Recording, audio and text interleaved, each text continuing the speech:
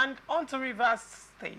The Rivers State Governor Siminalayi Fubara said on Tuesday that he did not start governing the state fully until February 2024. Though he assumed office in May, Fubara said he did not start taking decisions until February this year, 8 months after taking office. He spoke while inaugurating Egbeda internal roads in Emohua Local Government Area of the state. He said since he started confronting governance fully in February, he had done remarkably well and earned the commendation of the people. Now, over to you, Mr. Gochukwu. What do you make of this statement by the governor that he commenced governance in February as against the May 29th inauguration? What do you have to say to that? This is so laughable. This is very laughable coming from the person who should know, a person who should have known, and a person of his words are kind of law in going by the Nigerian constitution. It's laughable because the Nigerian constitution has recognized that if general elections are conducted, setting aside those states that we have staggered elections, or what the INEC call the off-season elections, that the inauguration of a democratically elected president and the governors begins on the 29th of May in every 4 years when the elections are being conducted.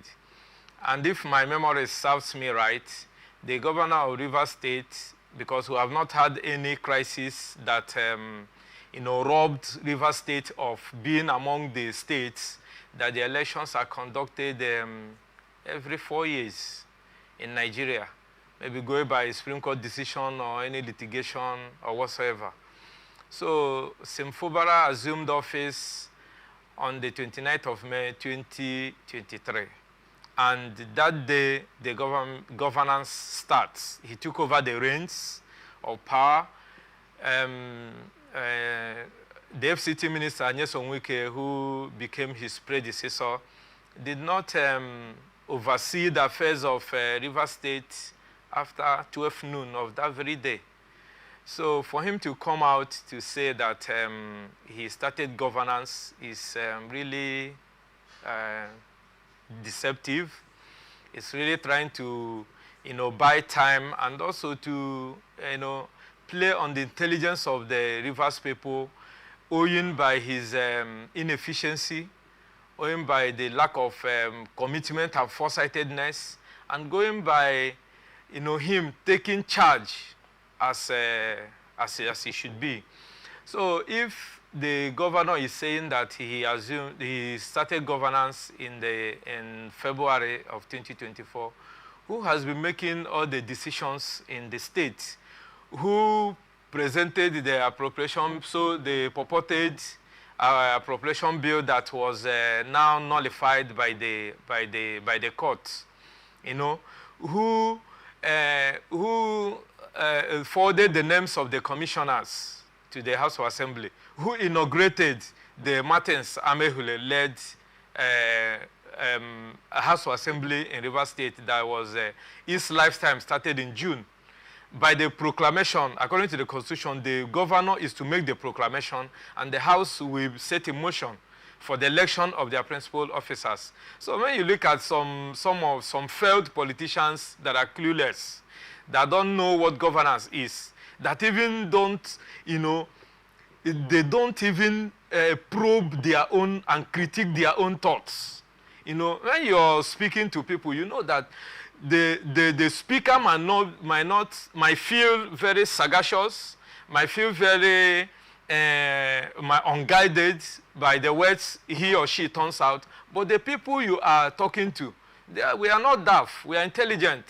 We begin to, receive the message you have given and begin to pick out the loopholes.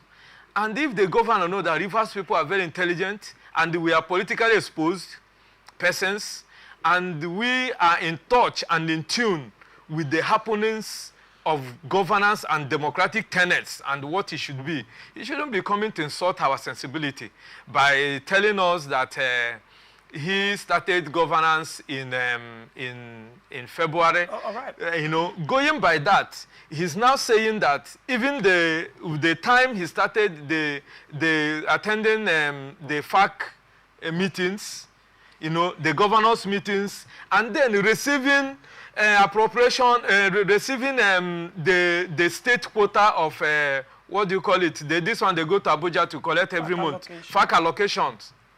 And he sees upon it, and then he dishes it out. Okay, who made the decision? Is it Nyesom Wike or Amate Samehe that made the decision of giving civil servants in River State 100,000 last Christmas?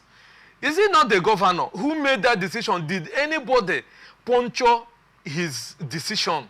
Did anybody come to advise him? Or did anybody stand on his way and say, don't do this? So if he comes now, because of he has looked back, you know, what he has achieved in comparison with what other governors that were sworn in with him and how other states are progressing. And he find out in his innermost heart and in his conscience of conscience that he has not done well, that he has, you know, he has not represented the promise of, you know, consolidation and continuity of the mantra he rode on to get to power, that continuing from the administration and what the Nyesom Wike-led administration had laid the foundation for him.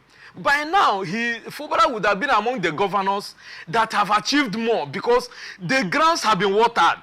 The grasses have been cleared for him. It was for him to come and step on and continue seamlessly.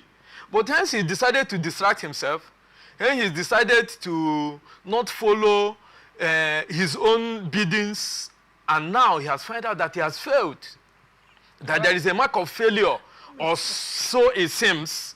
Then he's now beginning to look at the time. Early to say there is a mark of failure? No, looking at the time. Early? You know, when you talk about the 1 year in office, what has happened in other states, we are now, he himself will be drawing comparisons, because when you give birth as a woman or as a newly married couple, and you gave birth, you expected in the next 9 months, we should be expecting a cry of a baby, all things being equal.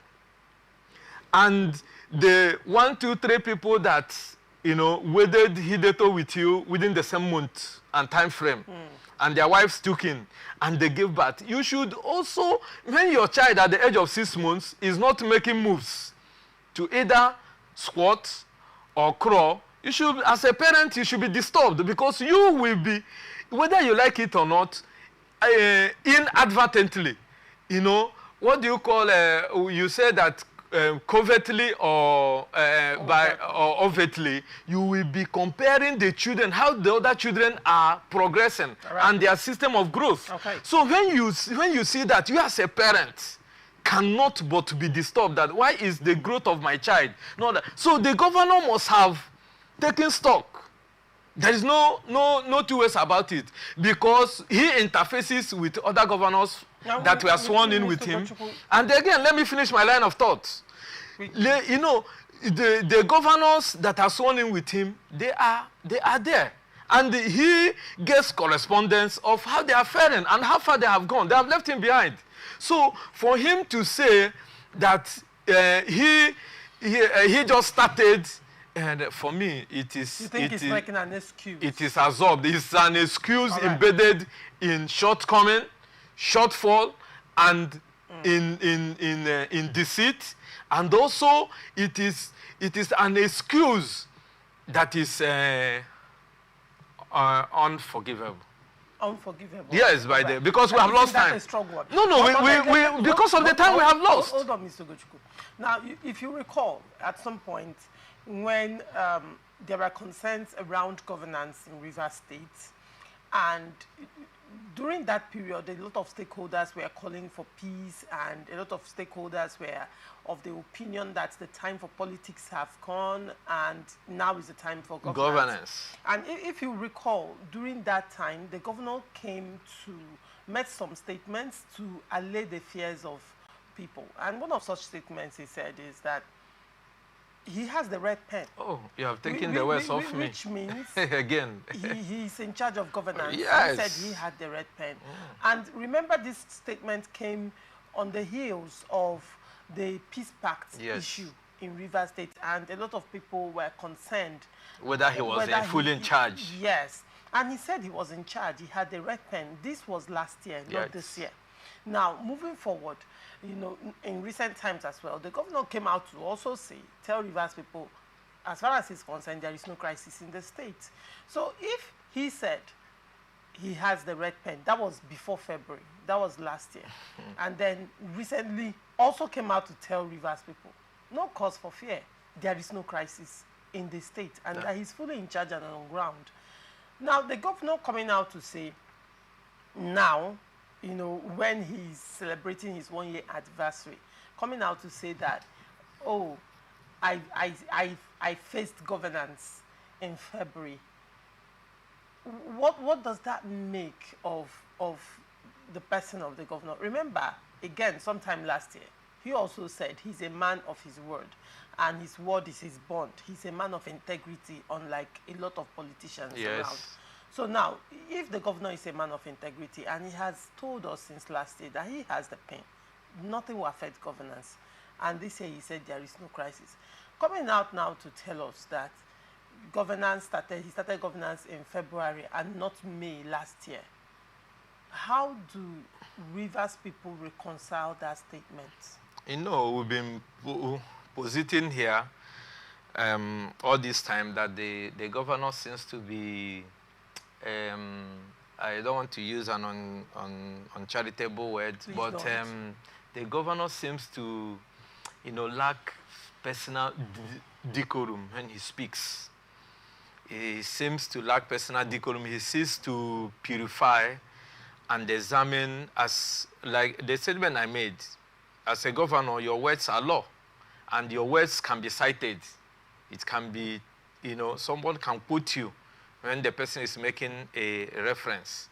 So from the things you have cited here, you see that the governor in one breath will say one thing, in another breath, when it's not favorable to him, he says another thing just to find an escape route. From all the expose you have laid here, you find out that it also boils down to what I've said, that the governor has taken his own scorecard. He has looked at it. When a student finishes his exams, he knows deep down him whether he will pass that particular course or not. That is why some people express surprise. Oh, I thought I would have failed this course, but I got so mark. And some people said, no, I know what I wrote. I should have passed this course and see what I was given. So they begin to question and critique. So when you bring it down to the governor of Rivers State, you took it off my mouth, because he made us know. That is where I came to the knowledge that governor, you know, appends his signature, you know, as his seal to government documents, that with the red pen. No wonder red pens are very scarce in Nigeria, because they should be very restricted. I was somewhere yesterday, somebody came to buy pen, and I went to do some typing. So I went there, somebody came to the nearby shop to buy a pen and said, the woman said, I have no red pen. I said, no, Fubara has it. That's what I said, and people there started laughing. I didn't know it will come out today. The governor assured us that he has the red pen. When, you know, he assumed that the voice or the influence of the former Rivers State Governor and Deputy Minister Nyesom Wike was enveloping him. He came to make it known that the red pen is still with us. They have not taken it away. And hence it is still with us. He makes the decisions.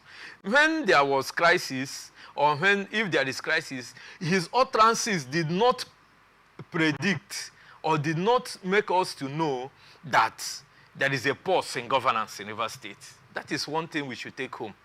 The governor has not come out to tell us openly that governance has stopped, because we see him turning out decisions, you know, being in the news every time and making statements. Even when he moves around, when he is not talking, he is very free. Nobody gagged him. Nobody took off his responsibility. And for him to turn around and say that what has impeded the developmental strides or his agenda he has for the people of Rivers State is because of crisis. All right? I don't know who is now the cause of the crisis and where the crisis is, whether it's in our neighboring state or one local government in Rivers State, because the governor has come out to tell us that he is fully in charge and that there is no crisis whatsoever in Rivers State. And he, because of that, he was given the peace ambassador. I hope you didn't forget that. He got the peace ambassador nominee, or is it one of the newspapers of the year? He got it.